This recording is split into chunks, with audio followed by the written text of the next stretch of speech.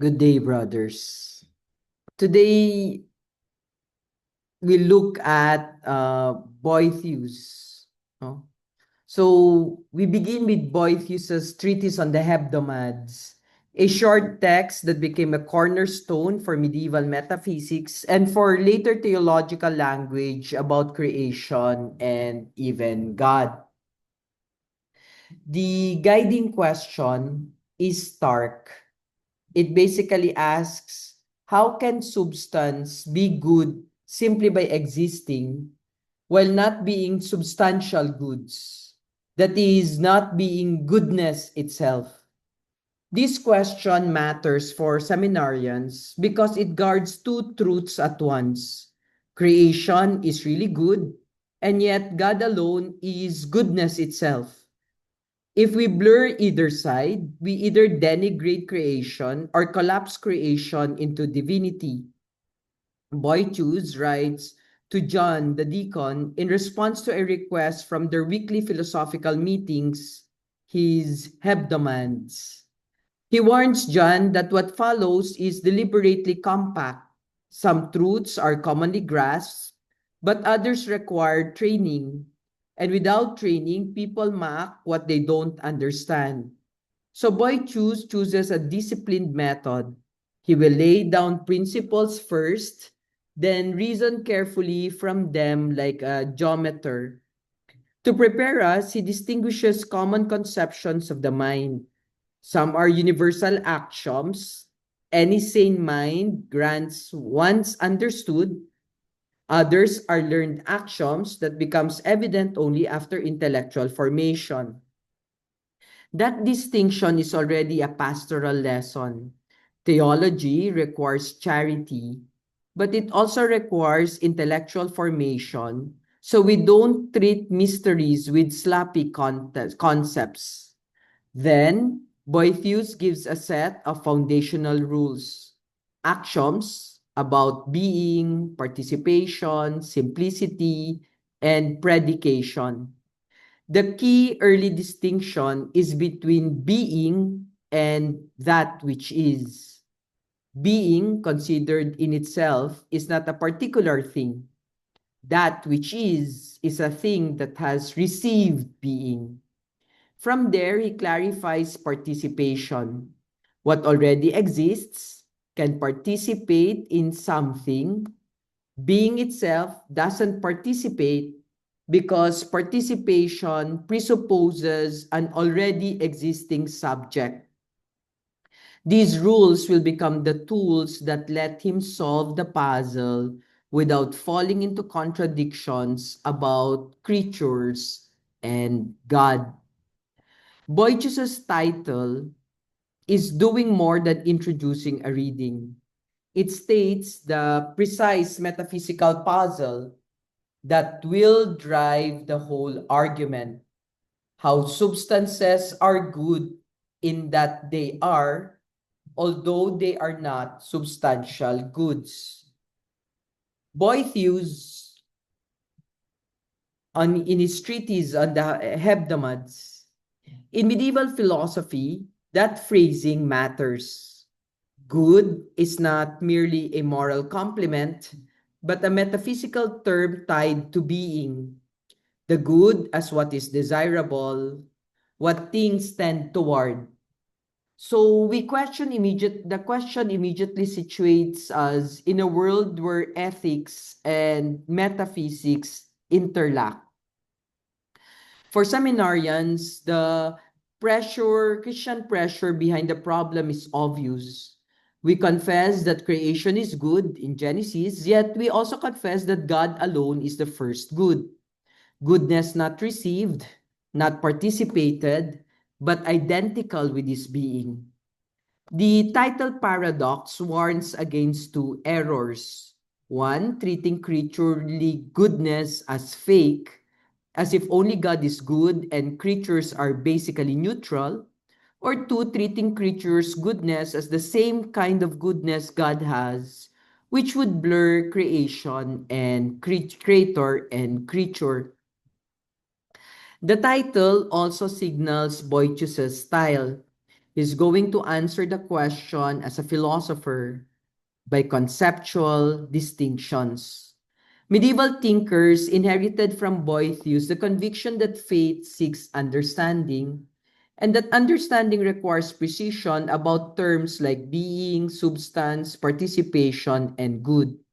So even before we reach an argument, the slide frames the whole lecture as a conceptual formation in service of theological clarity.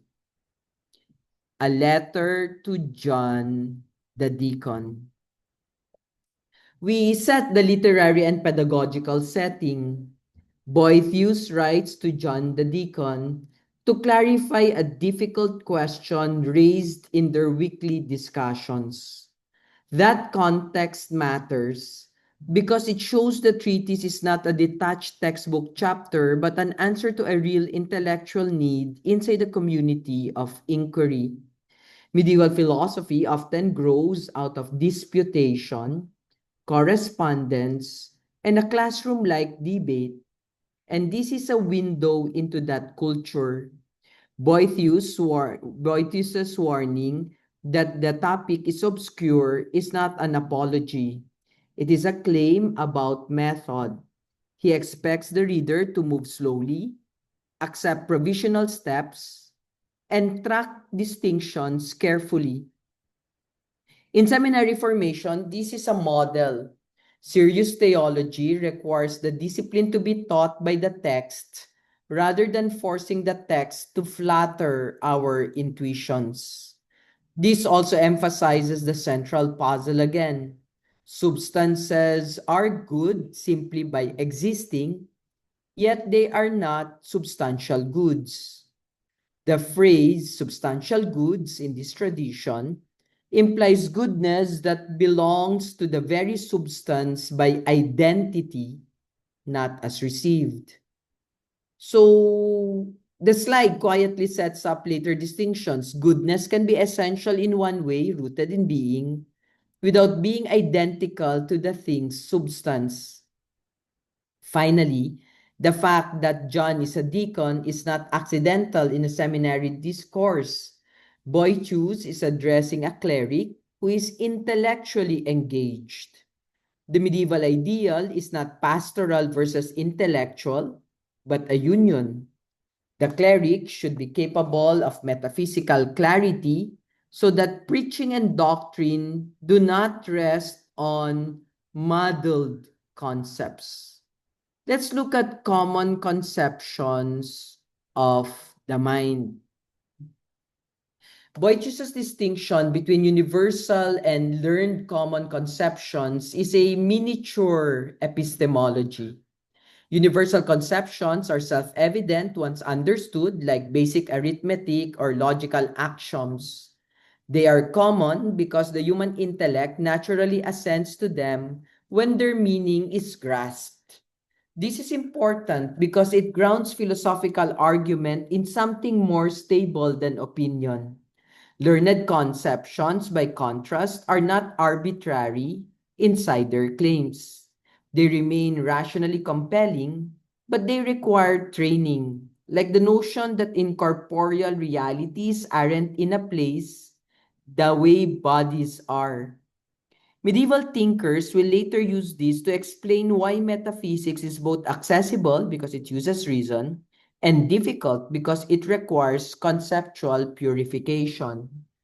Boychus is effectively saying, if you want to speak about God responsibly, you must be willing to be formed intellectually. This matters for seminarians pastorally. People in parishes will rely on universal conceptions all the time, but clergy must often handle learned conceptions like simplicity, participation, creatio ex nihilo, and divine attributes. Without them, we either speak vaguely, God is kinda like tat tat tat, or we accidentally say heretical things because we don't know what our words entail. The takeaway here is that Boetius will proceed with a kind of axiomatic confidence. He will lean on principles that, in his view, a properly formed intellect should grant. This is the medieval confidence that reason, healed and aided by faith, but still genuinely reason, can reach true insight about reality. The 9 fundamental rules. So, we introduce Boethius's axioms. The first distinction is the most decisive, being, esse, versus that which is, id quod est. Being itself, not yet is, does not mean being is unreal. It means being as such is not a particular existent. Only something that has received being is that which is. This protects us from treating being like a thing alongside other things. The rules then move to participation. What already exists can participate in something. Being itself does not participate because participation presupposes a subject that already is. This is Boethius training you not to speak sloppily. If you say being participates, you've already turned being into a thing. Medieval metaphysics is so often a long campaign against that kind of category mistake. This signals that Boethius will solve a theological problem by metaphysical grammar. The Christian claim creatures are good is not being defended by quoting scripture here. It's being defended by clarifying what good can mean when predicated of creatures without making creatures divine. These rules are the tools that will keep the argument from collapsing into either contradictions or pious vagueness. As a course lesson, medieval thinkers frequently proceed exactly like these: state principles, then reason. Aquinas' careful distinction about essence or existence, act or potency, and participation are downstream of this Boethian method. So learning the rules is not busy work. It is learning the intellectual language in which much scholastic theology is spoken. Let's continue the rules further, no? And in this continuation, we will actually see something more, okay?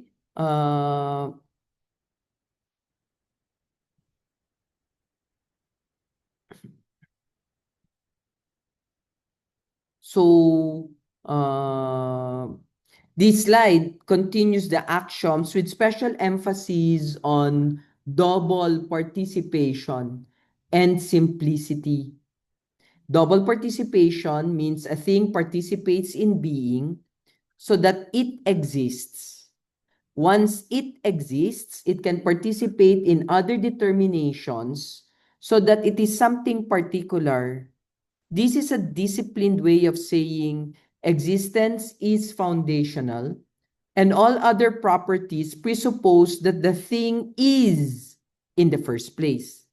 The simplicity theme here is essential for later theology. In composite things, there is a real distinction between the thing and the features it has. In what is simple, that distinction collapses.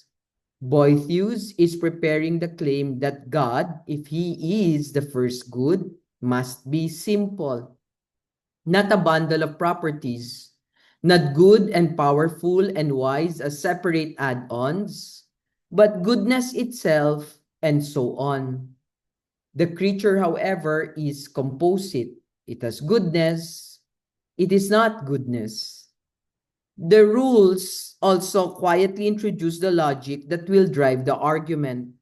If goodness is something creatures have only on top of being, we risk making goodness too accidental. But if goodness is identical to their substance, we risk making them divine.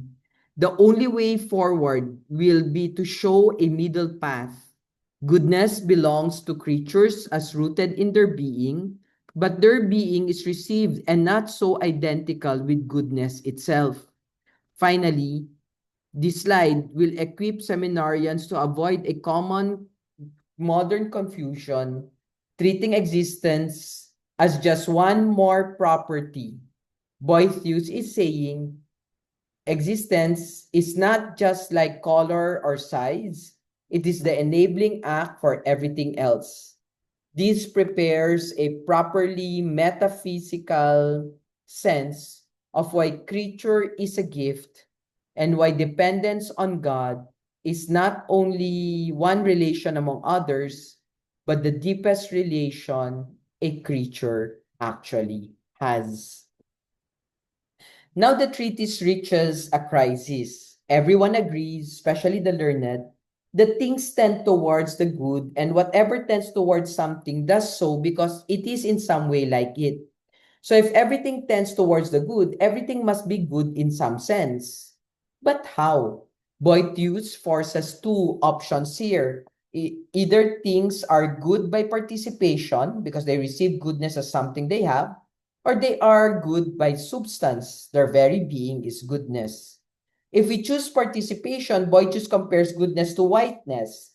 That is, white by participation is not white in itself. So if creatures are good only by participation, they are not good per se. But then, how do they naturally tend toward the good? The orientation seems too deep to be an optional coating. So if we choose substance, we create a worse problem. If a creature's substance is good in that strong sense, then being and being good collapse into identity. But then the creature begins to look like the first good, and nothing is like the first good except the first good. So the absurdity follows. Everything that exists would be God. So we are trapped until Boethius proposed a method, a mental separation. Like abstracting a triangle from matter, we set aside in thought the first good, not to deny God, but to clarify the concepts. Only then can we see how creatures can be genuinely good without being goodness itself. Allow me to reshare the slides again.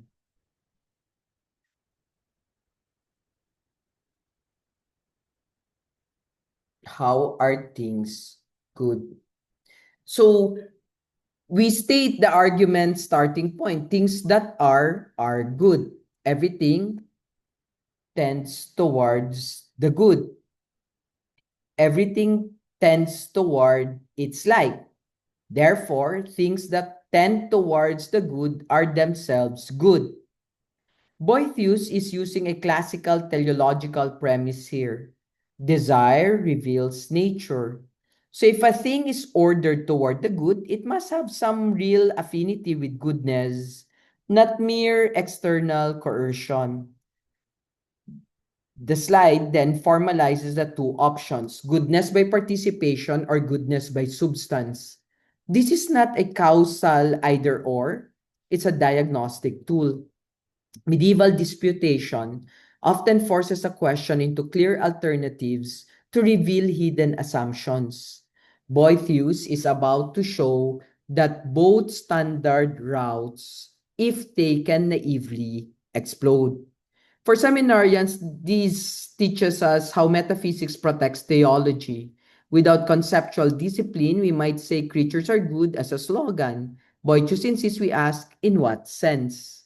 If we cannot answer, we risk either denying real creaturely goodness or exaggerating it into divinity. The slide, of course, also foreshadows the eventual resolution. The problem is not whether creatures are good, but how the predicate good is related to is. The entire treatise is ultimately about the relationship between being and goodness across the creator or creature divide. Here we see a participation dilemma, right? Uh, so Boycius presses the participation horn. If things are good by participation, they are not good per se, just as what is white by participation is not white in itself. The analogy is meant to force clarity about predication. White by participation suggests whiteness is an accident. The subject can remain what it is while gaining or losing whiteness. Boychus's worry is that if goodness is like that, merely accidental, then creaturely goodness becomes too thin to ground the universal teleology toward the good. The premise, everything tends towards the good, seems to require that goodness is deeply anchored in what the thing is, not a superficial attribute it could lose without ceasing to be what it is. At a deeper level, Boethius is also protecting the seriousness of moral and metaphysical language. If goodness is merely external, then the goodness of creation becomes a kind of decorative label rather than something rooted in being. That would weaken the claim that existence itself is a gift and that the world is intelligible as ordered. For seminarians, the lesson is not participation is wrong. Boychus will still use participation language, and the lesson is that participation must be articulated carefully. Creatures can participate in goodness in a way that it is not merely accidental because their being itself is received from the good. The slide, therefore, is a controlled demolition of a thin participation account, not of participation as such.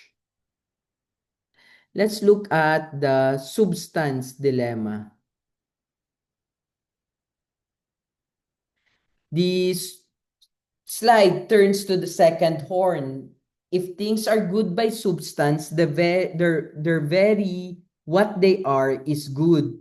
And what they have from being itself. Boychus is pushing the logic. So if substance itself is good, then goodness is not an add-on. It becomes identical with being, at least in the creature. But then the slide highlights the consequence. If being equals good in that strong identity sense, and if the first good is that in which being and goodness are identical, then creatures become too close to the first good. Boethius leverages the uniqueness of the first good, absolute goodness, is not a genus shared by many. It is singular and unparticipated. So the absurd conclusion emerges. If creatures are substantial goods in the same way, they would be God. This is not a rhetorical flourish, it's a metaphysical safeguard for Christian doctrine. The creator or creature distinction is not merely moral but ontological. God's mode of being is fundamentally different. Slappy talk about divinization or sharing in God can become dangerous if we lose this distinction. Participation in God by grace does not mean identity with God. Boychus is carving conceptual space so that latter theology can speak about grace, likeness to God, and sanctification without collapsing into pantheism. The complete impasse.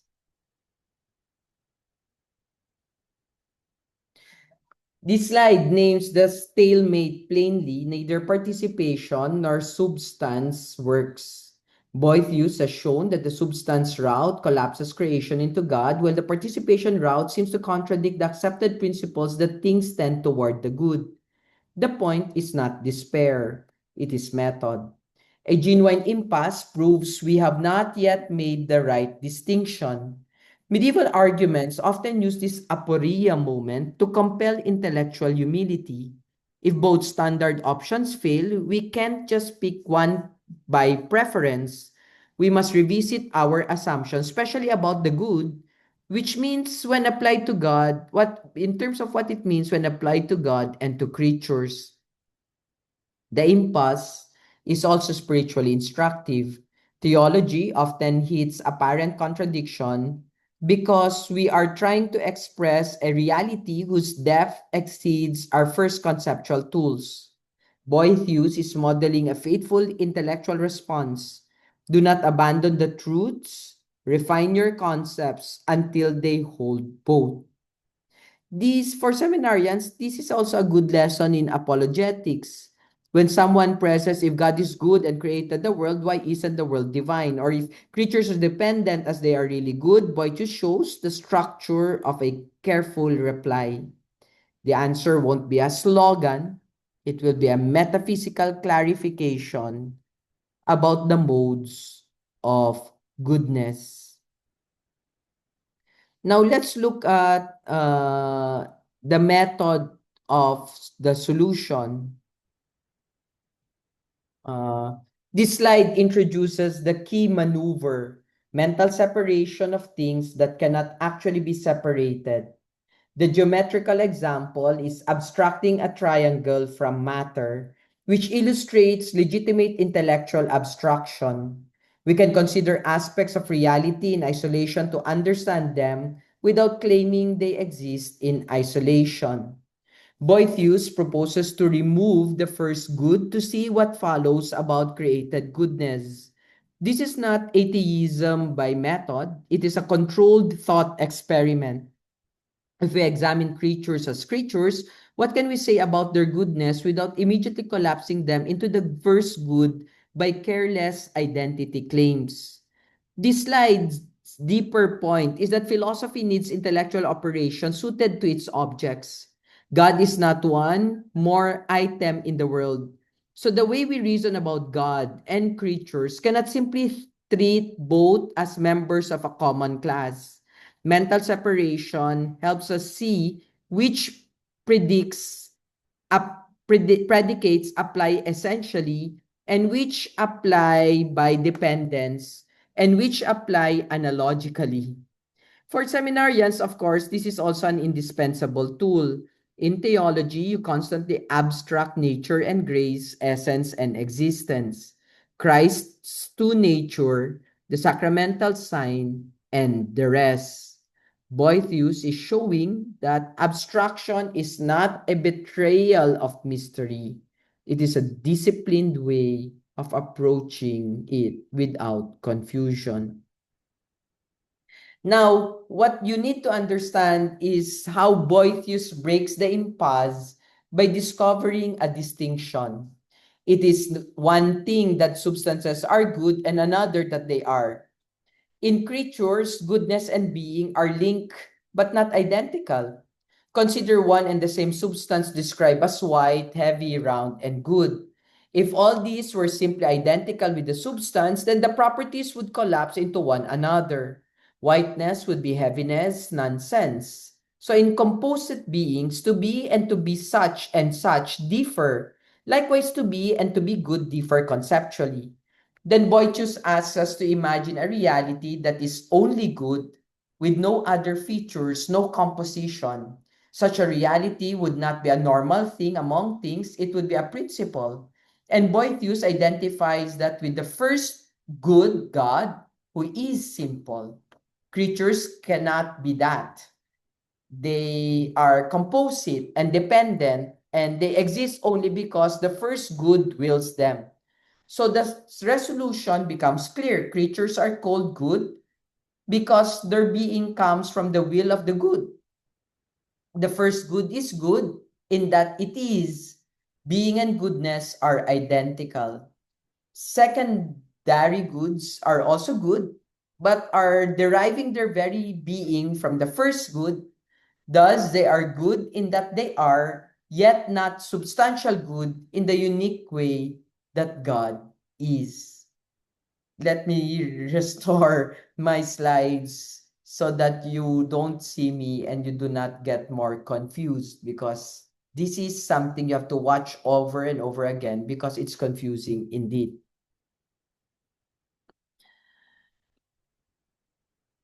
Being versus being something. The slide states the decisive distinction. It is one thing that substances are good, another that they are. Boethius is insisting that in creatures, being and being good are not strictly identical. This is the conceptual wedge that will save both creaturely goodness and divine uniqueness. The composite substance example, white, heavy, round, good, is not decorative. It is a logic test. If the substance were identical with each attribute in the same way, then attributes would become identical with one another. But heaviness is not whiteness. Therefore, the substance is not identical with its attributes in the crude way. The implication is when we call a creature good, we are not saying its very substance is identical to goodness itself. The lesson is how metaphysics resists category collapse. Much theological confusion comes from the treating predications as univocal, as if good means exactly the same thing as God and in creatures. Boethius is steering us toward the latter scholastic insight. Predication about God and creatures is analogical, not equivocal. Finally, the slide invites a deeper spiritual reading. Our goodness is real, but received and structured. We are not goodness itself. We are good insofar as our being and our perfections are participated. That becomes a metaphysical foundation for humility. Creaturely goodness is true and beautiful, but always dependent. Let's look at the nature of simple being as you can see in the next slide. No? It's a very short presentation, don't worry.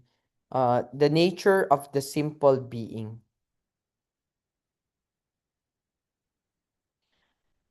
This slide asks, what if things were only good? Like no weight, no color, no extension, no additional qualities. Boethius is stripping away composition to imagine absolute simplicity. The point is obviously not to picture the point is not to picture a ghostly project, it is to see that pure goodness is not a normal finite substance. The slide's phrase, not things but principles, is the key. If something is only good with no differentiating features, it cannot be one instance among many. It becomes the source or measure of goodness. In medieval metaphysics, that fits the role of God. Not one being among beings, but the foundational principle of being and goodness. This is where Boethius is quietly mapping philosophy into theology. Divine simplicity is not just a religious claim, it is the metaphysical condition for God to be the first good. So if God had parts or added qualities, he would depend on something more basic than himself. But the first good must be non-dependent. This allows us to prevent a common mistake, thinking God is really good the way a saint is really good, only more. Boethius is aiming at a categorical difference. God's goodness is identical with his being. Creaturely goodness is received. That difference will later undergird doctrines like creation, providence, and grace.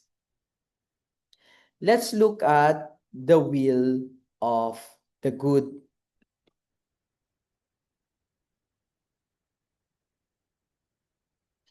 This slide provides the hinge claim. Since the being of things derives from the will of the good, they are said to be goods. Boethius is rooting creaturely goodness in creative causality because the first good wills beings into existence. Their very being is stamped with goodness. The slide also states the asymmetry. The first good is good in that it is, while secondary goods are good because they derive from that those whose being is itself good. This preserves two truths simultaneously. One, created being is genuinely good because it comes from the good. And two, created goodness is not self-explaining because it is derived. Philosophically, Boethius is tying together goodness and finality. Beings tend towards the good because they proceed from the good and bear a likeness to it. That likeness is not equality, it is participation. So the earlier participation dilemma is resolved by thickening participation. The creature's goodness is not a superficial add-on, it is grounded in the very act of being as received. This slide is also doctrinally resonant. Creation is not a neutral fact. to which goodness is later attached. Existence itself is a gift ordered to the good. This makes metaphysical room for a robust theology of gratitude, vocation, and moral teleology. We are oriented toward the good because our being is from the good. Now let's us look at the solution of Boethius. This slide summarizes the resolution. Things are good in the way that they are, yet not substantial goods in the same way that the first good. The crucial nuance is in the same way. Boethius is not weakening creaturely goodness, he's distinguishing modes of goodness. Things are good, deriving their being from the first good, and this is the heart of Boethius's answer. Creaturely goodness is real because being is from the good, but it is not identical goodness because the creature's being is received, composite, and dependent. The slide thereby restores coherence to the earlier premise that things tend toward the good. The second bullet, not like the first good, safeguards theology. Only God is good by identity. He is not good because of something. Creatures are good because they exist by participation in being that comes from the good. This keeps creation from becoming divine while keeping it as truly good. This slide is a conceptual tool again. When we say humans are made in God's image, we affirm likeness without identity. When we say grace makes us partakers of the divine nature, we affirm participation without confusion. Boethius is giving the metaphysical grammar that later theology will rely on to say that things safely and meaningfully. Now let's look at the key distinction here in the hebdomades.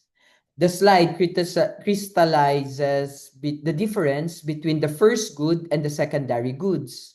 The first good, howsoever it is good in that it is.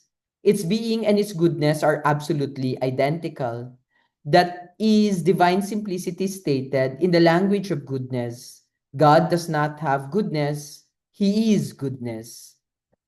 Secondary goods, by contrast, implied by the slide structure and the prior slides, are good because their being is received from the first good. Their being is good, but not identical with goodness itself. This is the first resolution of the initial paradox. Creatures can be truly good in their existence without being the good itself. Philosophically, this becomes a template for later medieval distinctions. God is ipsum esse, being itself, and ipsum bonum, goodness itself, whereas creatures are beings and goods by participation. Boethius is not yet giving the latter scholastic technicalities, but he's laying the track. The theological fruit is obviously enormous.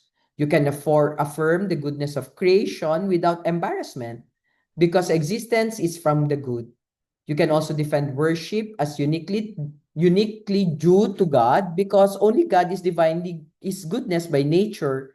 Everything else, no matter how glorious, is good by gift and therefore points beyond itself.